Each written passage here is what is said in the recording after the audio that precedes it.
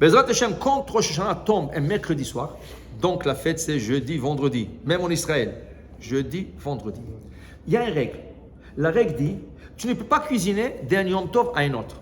Quand tu as 2 jours du Yom Tov, tu ne peux pas préparer le premier jour, par exemple, mercredi, jeudi après-midi, je ne peux pas cuisiner pour vendredi matin.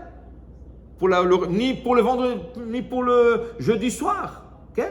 Pourquoi? Un Yom Tov machin le chavero. Un Yom Tov ne peut pas préparer pour un autre jour du Yom Tov. Ok? Maintenant, le Yom Tov ne peut pas préparer pour un autre jour du Yom Tov et ne peut pas préparer pour le Shabbat. Comme le Shabbat, tu prépares pas pour la semaine, ainsi les fêtes entre eux, et le Shabbat et les fêtes entre eux ne se préparent pas. Donc, quand tu as la fête qui tombe mercredi soir, jeudi soir, vendredi soir ça va terminer, mais tu n'as pas une break, tu n'as pas une petite pause, tu rentres directement dans le Shabbat. Et comment tu vas faire la dafina du Shabbat? Comment tu vas faire le manger du Shabbat? Tu vas cuisiner du frais, du bon, pour le Shabbat. Comment tu vas faire? Ah, je vais faire vendredi matin. Oui, mon ami, ça tu peux le faire dans l'année. Parce que le vendredi, c'est un jour profane. Tu prépares pour le Shabbat. Mais là, tu es dans la fête. Vendredi, c'est une fête. C'est Rosh Hashanah. Tu ne peux pas préparer de Rosh Hashanah à Shabbat. Donc, Chachamim, ils sont venus avec une takana, une instauration qui s'appelle Eruv Tavshilin. Mazé Eruv. En hébreu, Eruv, c'est les arev, mélanger. Tavshilin, c'est des mets. Tu peux avoir de la viande, tu peux avoir des légumes, des mets, des plats que tu cuisines. Eruv Tavshilin. On va associer, on va mélanger les mets. Qui veut dire, tu ne peux pas cuisiner de Yom Tov à Shabbat. Mais si tu as commencé à cuisiner avant Yom Tov, pour le Shabbat, après tu avais la fête, tu as le droit de prendre le mets donc tu as préparé et tu as le droit de terminer. Donc, qu'est-ce qu'on fait?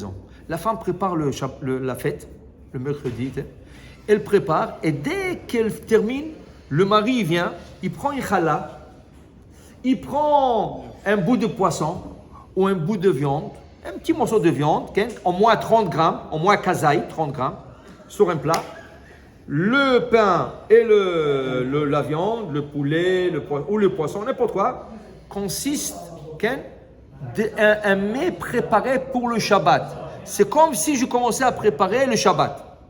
Je fais une bracha. Baruch ata Hashem, Elokeinu melech haolam, asher kiddushanu mitzvotav v'tzivanu al eruv tavshilim. Je le garde, je le mets au frigidaire, je le mets dans un placard. Vendredi, je me rappelle de ça. Je dis, moi j'ai commencé à préparer mon Shabbat déjà mercredi, après-midi, au matin. Maintenant, tout ce que j'ai à faire, c'est terminé. Tu as le droit de faire même des nouveaux plats. Tu as commencé déjà la cuisson, la préparation du Shabbat. C'est pour ça c'est eruv tavshilim. Je mélange le plat que j'ai pris avant la fête avec le nouveau plat que je veux cuisiner. Alors donc, ce plat, il te permet de continuer à cuisiner. Si tu ne l'as pas fait, tu ne peux pas cuisiner. Alors tu auras besoin de manger tout ce qui reste de la fête pour le Shabbat. Mais qu'est-ce que tu vas faire la dafina? Comment tu vas manger la dafina? Si tu manges le couscous, tu es tunisien, comment tu vas manger le couscous? À moins que tu manges le jeudi, vendredi, samedi. Le couscous marocain. Ouais.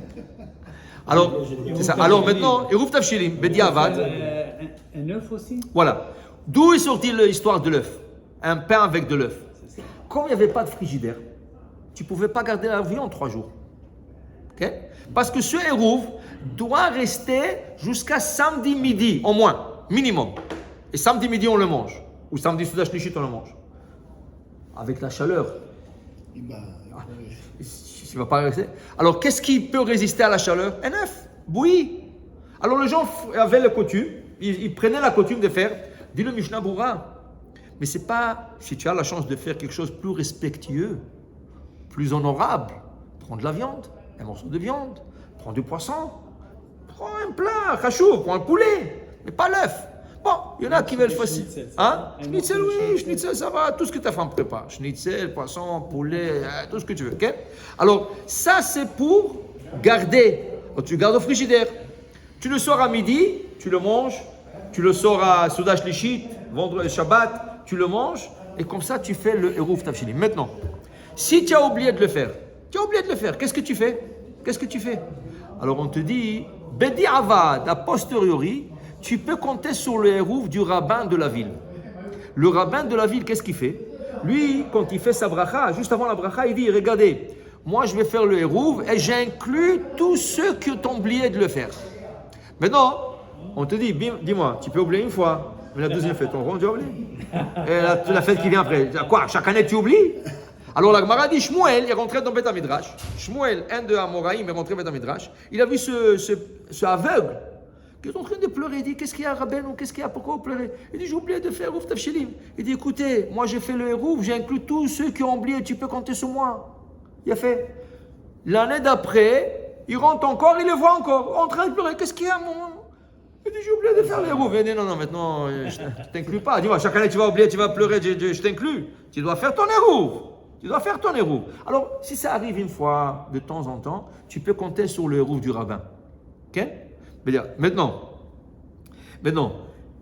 tu me dis que j'ai besoin de ça pour pouvoir cuisiner pour le Shabbat.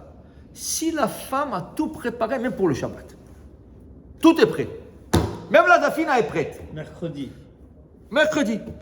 Il y en a des femmes comme ça. Toutes les salades, tac, tac, tac, ils se préparent ça dans des pots avec des stickers. Ah, ça c'est pour jeudi soir, vendredi soir. Il y en a des femmes comme ça, organisées.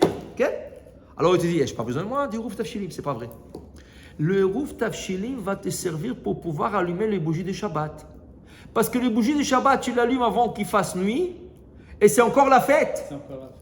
Alors, tu es en train d'allumer les bougies de Shabbat dans la fête. Ok? Alors, pour te permettre de le faire, tu as besoin de Hérouf Tavshilim. Le talit, le matin, que tu veux plier, mais tu vas le plier pour le Shabbat. Vendredi matin, tu as fini. Pourquoi tu plies le talit? Pour demain, pour le Shabbat? Ah, comment tu vas faire ça? Hérouf Tavshilim.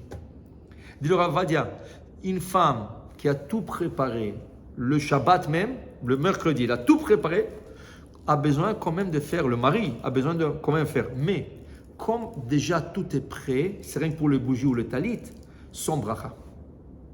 Rien que prendre la challah, le morceau de viande ou le poulet, et dire, voilà, ça c'est les Hérouf Tavshilim pour la fête, c'est tout. Sans la guide, sans dire, Asher Kedeshal Mitzvotav. Pourquoi? Parce que tu as déjà tout prêt. Rien que pour les bougies, tu as besoin de le faire, mais pas besoin de faire la bracha. Okay? Alors pour vous dire, il ne faut pas oublier. C'est pour ça que toujours il faut un petit rappel. Et de plus, il faut se rappeler de le manger. La Gemara dit, une fois que tu as fait la mitzvah de faire le Hérouf Tavshilim, c'est un morceau de viande, pourquoi tu vas l'acheter? C'est un morceau de poisson, ou un œuf, n'importe quoi. Mange la souda shlichit. Mange-le le matin, si tu ne manges pas souda shlichit, c'est avec le pain. Mange-le le matin, à midi. Okay? C'est ça, exact. Fais-le. Pourquoi? Tu as fait la mitzvah, fais le motzi. Alors là, tu gagnes 2 mitzvot sur la même challah.